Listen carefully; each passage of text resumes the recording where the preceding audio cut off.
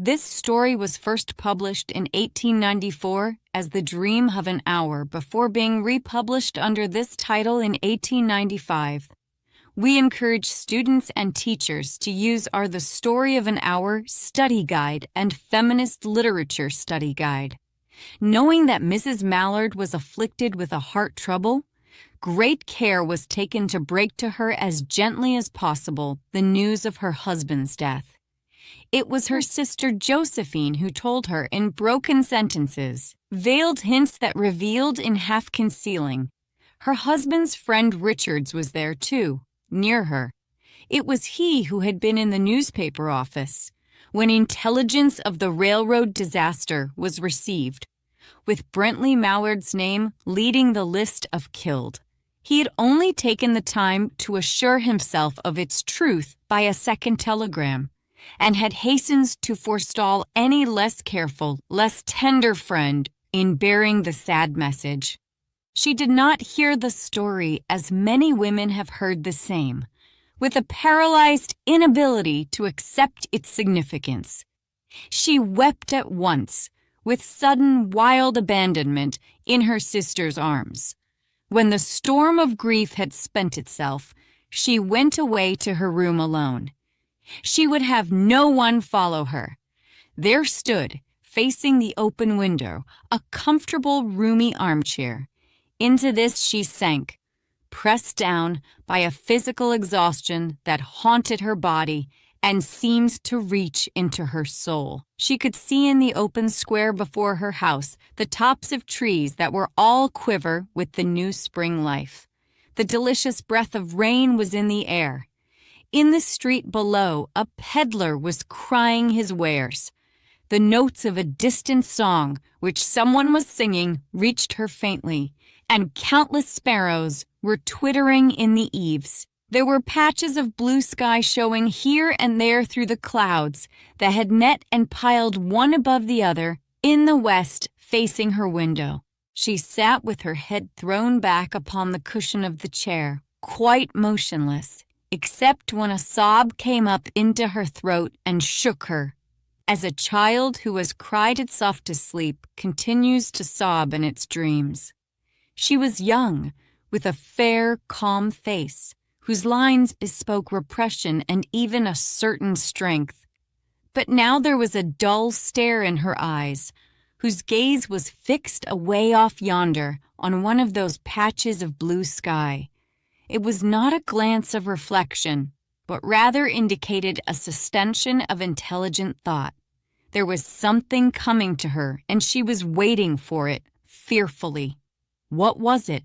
She did not know. It was too subtle and elusive to name, but she felt it, creeping out of the sky, reaching toward her through the sounds, the scents, the color that filled the air. Now her bosom rose and fell tumultuously. She was beginning to recognize this thing that was approaching to possess her, and she was striding to beat it back with her will, as powerless as her two white, slender hands would have been. When she abandoned herself, a little whispered word escaped her slightly parted lips. She said it over and over under the breath. Free! Free! Free!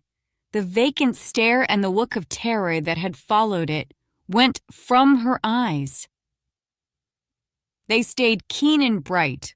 Her pulses beat fast, and the coursing blood warmed and relaxed every inch of her body. She did not stop to ask if it were or were not a monstrous joy that held her. A clear and exalted perception enabled her to dismiss the suggestion as trivial. She knew that she would weep again when she saw the kind, tender hands folded in death, the face that had never looked save with love upon her, fixed and gray and dead. But she saw beyond that bitter moment a long procession of years to come that would belong to her absolutely, and she opened and spread her arms out to them in welcome. There would be no one to live for during those coming years. She would live for herself. There would be no powerful will bending hers in that blind persistence with which men and women believe they have a right to impose a private will upon a fellow creature. A kind intention or a cruel intention made the act seem no less a crime as she looked upon it in that brief moment of illumination. And yet she had loved him? Sometimes. Often she had not. What did it matter?